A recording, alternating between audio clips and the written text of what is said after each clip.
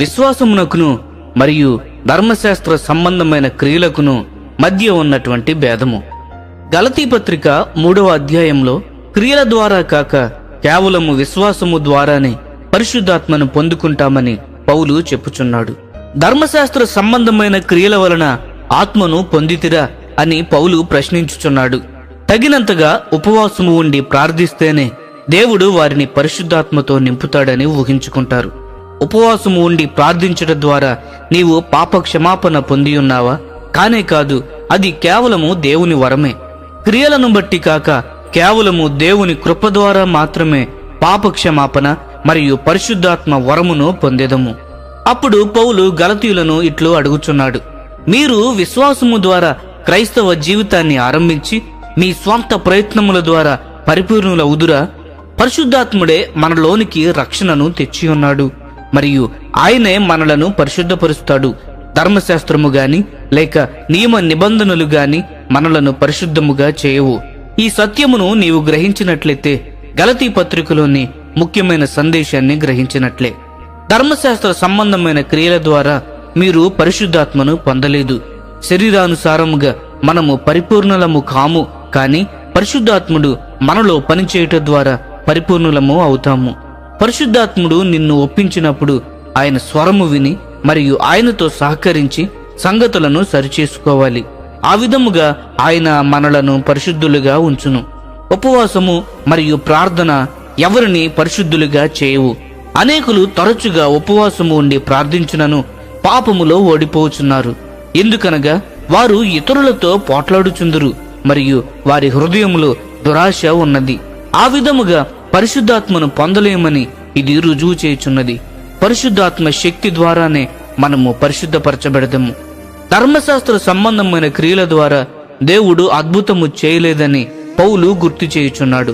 గలతీయులకు రాసిన పత్రిక 3వ అధ్యాయము 5వ వచనము గమనించండి. విశ్వాసము ద్వారానే దేవుడు అద్భుత కార్యములు చేయుచున్నాడు. విశ్వాసమును బట్టియే గాని, వారి అర్హతను బట్టి గాని లేక వారి మంచి క్రియలను బట్టి గాని తన పిల్లల కొరకు దేవుడు అద్భుతమైన ఆశ్చర్య కార్యములు చేయుడు. మనము గమనించినట్లయితే అబ్రహాము విశ్వాసము ద్వారా నీతిమంతుడిగా తీర్చబడి ఉన్నాడు. గలతీయులకు రాసిన పత్రిక 3వ అధ్యాయము 6వ వచనము గమనించండి. మరియు అతనిని అన్య జనులందరికీ ఆశీర్వాదకరముగా చేసి ఉన్నాడు. అలాగే మనలను కూడా అదే ఆశీర్వాదముతో అనేకులకు ఆశీర్వాదముగా చేయగలడు. మన శాపమంతటిని తీసివేసి విమోచించుటకు ప్రభు అయిన యేసు శిలువ మీద వ్రేలాడబడి ఉన్నాడు. గలతీయులకు రాసిన పత్రిక 3వ అధ్యాయము 13, 14 వచనములు గమనించండి. అనగా ధర్మశాస్త్ర సంబంధమైన శాపము నుండి విమోచించి ఉన్నాడు. ధర్మశాస్త్రములో శాపము ఉన్నది. నీవు ధర్మశాస్త్రానుసారముగా జీవించినట్లయితే శపించబడెదవు. ద్వితీయోపదేశకాండంలో కొన్ని శాపములు చెప్పబడి ఉన్నవి.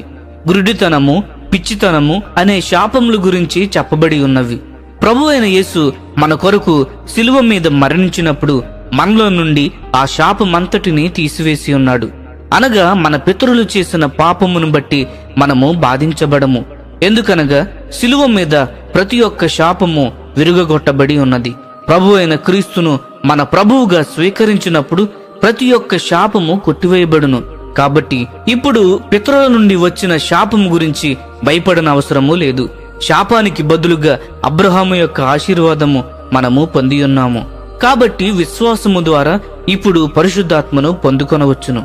మనము గమనించినట్లయితే దేవుడు అబ్రహామునకు ఇచ్చినటువంటి ఆశీర్వాదం గురించి, నీ యందు అన్యజనులందరూ ఆశీర్వదింపబడుదురు.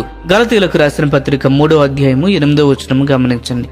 మనలను కలిసే ప్రతి వ్యక్తికి ఆశీర్వాదముగా మనము ఉండునట్లు పరిశుద్ధాత్ముడు మనలోనికి వచ్చి ఉన్నాడు. పరిశుద్ధాత్మతో నింపబడిన వ్యక్తి తనను కలిసే ప్రతి వ్యక్తికి ఆశీర్వాదముగా ఉంటాడు. అతడు ఒక ఇంటికి వెళ్ళినట్లయితే ఆ ఇంటిని ఆశీర్వదిస్తాడు. కొందరు క్రైస్తవులు ఇంటిని దర్శించినప్పుడు ఆ ఇంటిలోనికి కలవరము తెస్తారు. భేదములు, సమస్యలను క్రైస్తవ గృహంలోనికి తెచ్చెదరు. కాని ఒక ఆత్మపూర్ణుడైన వ్యక్తి ఆశీర్వాదము తెస్తాడు. ఒక ఇంటిలోని ఒక వ్యక్తి రక్షణ పొందినట్లయితే ఆ ఇంటిలోనికి కొంత కలవరము రావచ్చు. కాని కాలము గడిచే కొలది ఆ ఇంటిలోనికి దేవుని ఆశీర్వాదము వస్తుంది మరియు ఆ ఇంటిలోని ఇతరులు కూడా రక్షింపబడుదురు. ఇటువంటి అబ్రహాము యొక్క ఆశీర్వాదములో పాలివారు మగుటకు మనము పిలువబడ్డాము. ప్రియమైన స్నేహితులారా, ఈ సందేశములు మీకు ఆశీర్వాదకరముగా ఉన్నట్లయితే లైక్ చేయండి, సబ్స్క్రైబ్ చేయండి, అనేకులకు షేర్ చేయండి. మీ విలువైన అభిప్రాయములను కామెంట్ రూపంలో మాతో పంచుకోనండి.